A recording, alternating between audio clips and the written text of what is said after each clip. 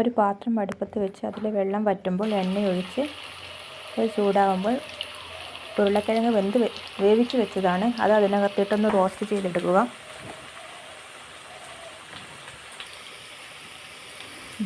നന്നായി മുരിഞ്ഞ് വന്നിട്ടുണ്ട്. അത് നമുക്കൊരു പാത്രത്തിലേക്ക് മാറ്റി വെക്കാം. എന്നിട്ട് അതേ ചട്ടിയിൽ തന്നെ കുറച്ച് ജീരകവും കുറച്ച് ഗ്രാമ്പു, കറുവപ്പട്ട, ഏലക്കായ് എന്നിവ കൂടി ചേർത്ത് ഇളക്കുക. അതൊന്ന് ചൂടായി വരുമ്പോൾ അതിനകത്ത് കുറച്ച് സവാള മുറിച്ചത് ഇടുക.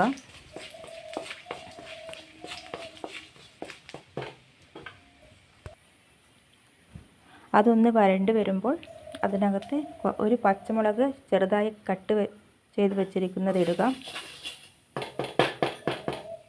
ഇത് ചോറിനും ചപ്പാത്തിക്കും കൂടെ കഴിക്കാൻ പറ്റിയ നല്ലൊരു കോമ്പിനേഷനാണ്.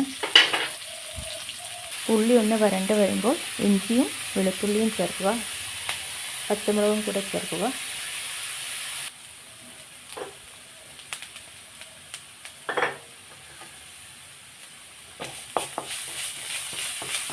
നന്നായി മിക്സ് ചെയ്ത് കൊടുക്കുക.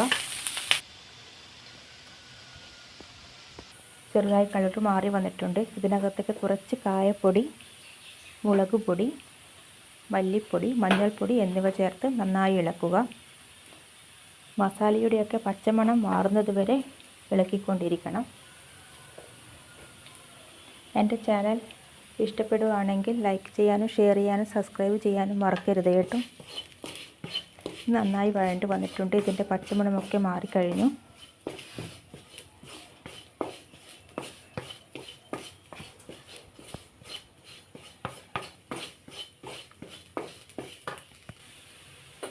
ഇനി ഇതിനകത്തേക്ക് കുറച്ച് വെള്ളം ഒഴിക്കുക. നന്നായി തിളച്ച് കഴിഞ്ഞാൽ ആ റോസ്റ്റ് ചെയ്ത് വെച്ചിരിക്കുന്ന ഉരുളക്കിഴങ്ങ് കൂടി ചേർത്ത് ഇളക്കുക. മസാല നന്നായി പിടിച്ച് വന്നിട്ടുണ്ട്.